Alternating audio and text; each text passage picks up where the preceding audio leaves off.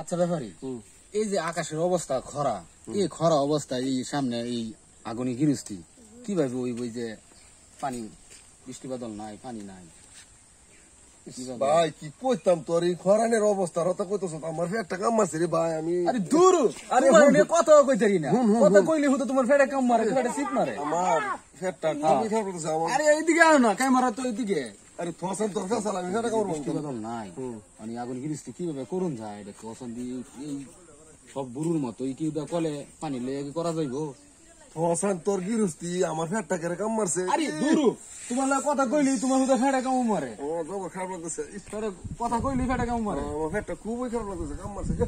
আচ্ছা দেখি কথা কই না মানে কি করবে কোন একটু ভালো লাগতেছে, মুজরা দিছি একটা কাম মারছে। মানে কিভাবে গৃহস্থী কিভাবে করুন?